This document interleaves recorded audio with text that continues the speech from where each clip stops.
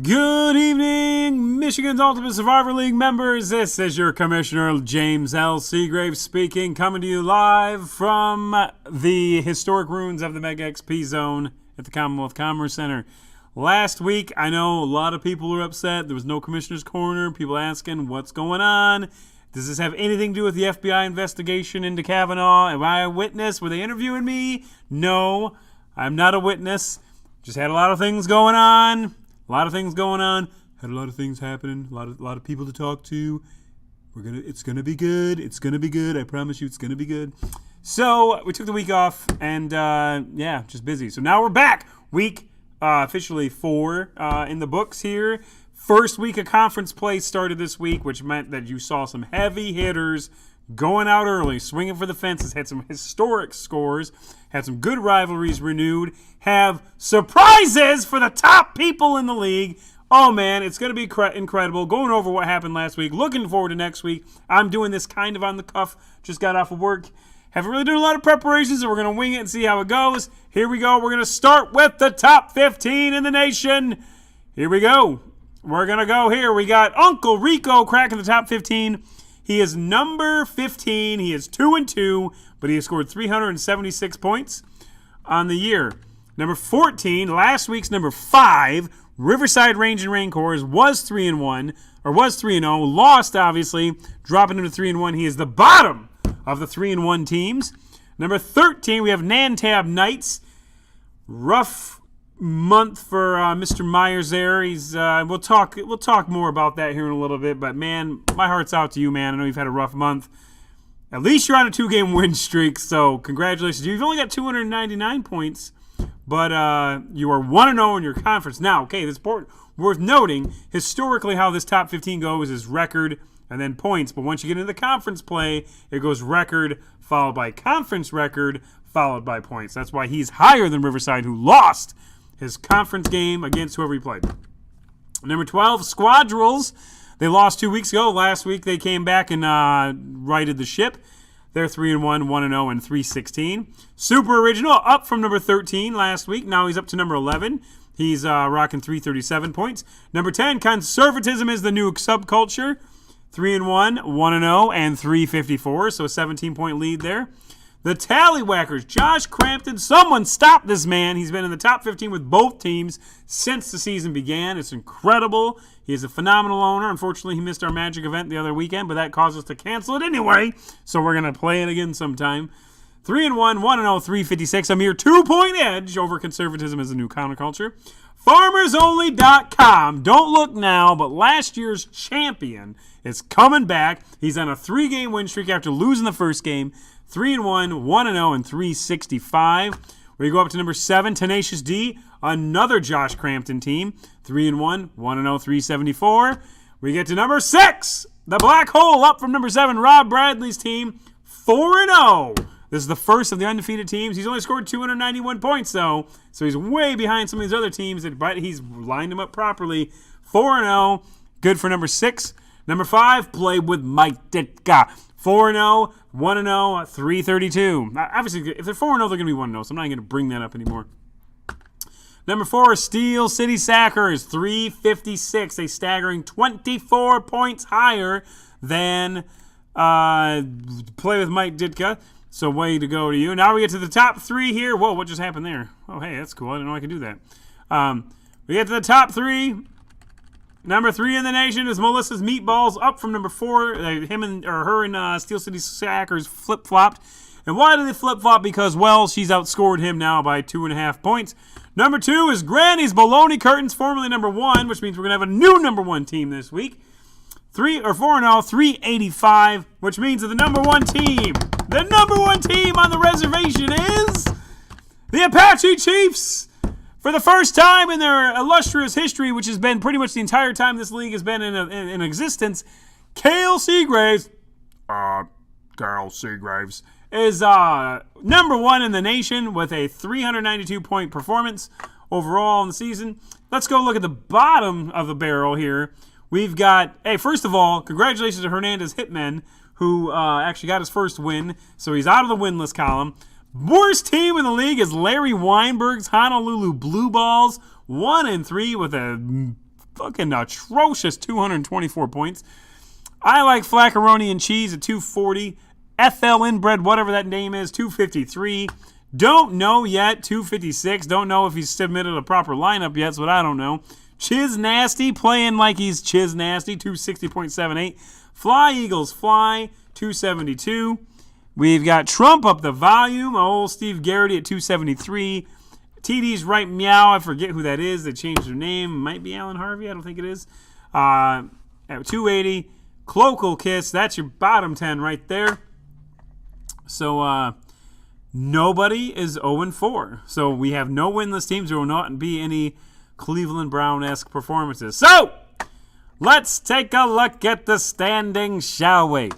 Obviously, Lebowski Conference continues to just dominate the league. They've got 4 teams in the top 15. Kirk Lazarus has 1 team. Ron Burgundy has 1 team. Jeff Spicoli Conference, don't look now. They have 3 teams, the Black Hole Squadrons and Amtab Knights. Frank Drebin has 3 teams in the top 15, as does Brody Bruce. So right now, if we're going to say what conferences are not doing so hot, we're going to say it's the Kirk Lazarus and the Ron Burgundy conferences. Neither of them doing very well. So, what are we going to do next? You know what we're going to do next. We're going to look at the reports for player performances. Here we go. Let's see who, 4 weeks in, has started the most games. Here we go. We're going to go player. We're going to hit this. Now, so unfortunately this is not sort properly.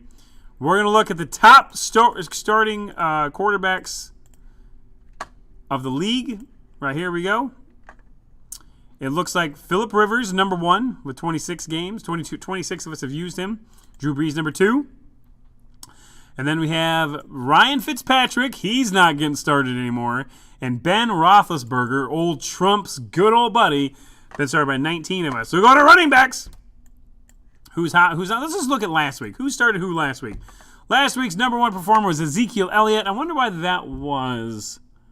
Oh, yeah. He played the Lions, who can't stop anybody on the run. Anyway, secondary is great. Of course, I think the stats were a little inflated because guess what? They're fucking running the ball constantly. Of course, the secondary is not going to stop. Not going to have to stop much. Giovanni Bernard was started by 13 people. And then year to date, it looks like James Conner still has the edge. 40 out of the 64 teams have started him. Alvin Kamara, they want to use him before Mark Ingram comes back. Mark Ingram was there at midnight at the airport to meet the team at 12:01 once his suspension is lifted. I thought that was a cool story. And then Tevin Coleman, he had several hits in the 90s, such as I'm Ready, filling in for Devonta Freeman. Freeman's back, so he probably won't be started all that much. He probably won't. He's still a pretty good backup. So let's look at the most popular started wide receivers last week. Last week we had 11 people start Odell Beckham. 10 people start Sterling Shepard. Well done on that play. And then that's about it, really, worth note. Top receiver so far this year. Top is going to be, we're moving on to Michael Thomas, still number 1. Nelson Aguilar is number 2 with 21, as is Odell Beckham. Well, actually, no, that's not true. Chris Hogan, what? Chris Hogan's been started by 22 players? Yikes. Averaging 2.918 points a game. What a shitbag. He's playing right now as I record this podcast. Hopefully he can catch a ball now that Julian Edelman's back. We'll see. Tight end. Who the hell's texting me at this hour? Well, it's only 8:39. Okay. Well, hey, Peggy Christie, what's happening? All right, so here we go. Last week's top 10. Nobody cares. Nobody cares about last week's top tight end. Let's look and see who the overall starting tight ends are. 23 people started Eric Ebron. He's playing now, and Zach Ertz. 21 with Travis Kelce. Man, that Kansas City team looks ridiculous. Place kickers. I'm not going to talk about kickers. Nobody cares about kickers. Thanks for fucking my season, Greg Zerline, by the way. Oh, by the way, this is PG-13. You can get one F-bomb in there, legally. And then the Chargers and the Vikings, the top 2 most started teams in the league so far from defense perspective. Now, here's what we're going to do. Again, I have not looked these up yet. This is completely off the cuff. We're looking at the Week 5 matchups here. All conference games again. We've got number 1, the Apache Chiefs, taking on number 9, Tallywhackers. That's your game of the week, folks. I don't need to look anymore. Josh Crampton, Kale Seagraves. Will the Apache Chiefs magic finally run out? It might.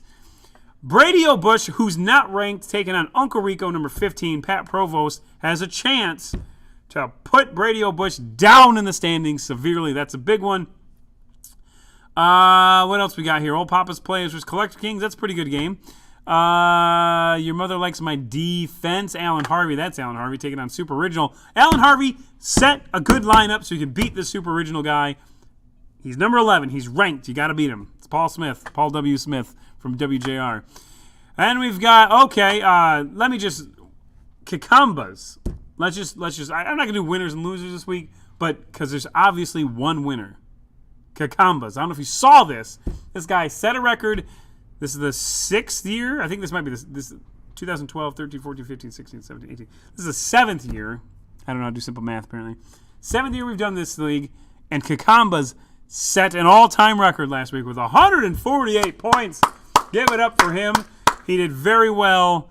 148 points, set a new record. The previous record was 142 point something. That was twice, actually, that same score happened, which is weird. I think it might have been before we did fractional scoring. We just did half points. I can show you how to look that up here in a second. But let's look here. What else we got? Anything good here? We've got I Like Flaccaroni and Cheese taking on Squadrels. That is the second worst team versus the number 12 team. That'll be an ass beating. Rob Jazerski's Better Bring Your A-Game taking on Rob Bradley. It's a battle of the Robs. And the Black Hole there. And then we've got another huge game. Oh, this is a gem too. Tony Cromwell's Play with Mike Ditka taking on last year's season winner, FarmersOnly.com. He's number 8 currently. That's going to be a good one. No doubt about it. No doubt about it. So, got some good games going on. Now, while we got a few minutes here, I'm going to show you how to do something here. If you go to reports, you go to records, you can go to all franchise records maybe. Yeah, right here. So that was it. 2014, we did not have fractional-based scoring yet. This shows you the all-time highest scores. 2018, right there. Kakambos, congratulations, 148.85. 2014, 2 people scored 142.5. And then Ypsilanti Fighting Gophers, who I believe was, I don't remember who the hell even owned that team, but not going to work here anymore anyway. So this shows you that. And you can also check, like the, you can go check the lowest scores. This will be fun. These are probably randomizers across the board. Oh, wait. Well, that's not fair. I haven't put anything in for 2012. What the hell? I got to sync that up.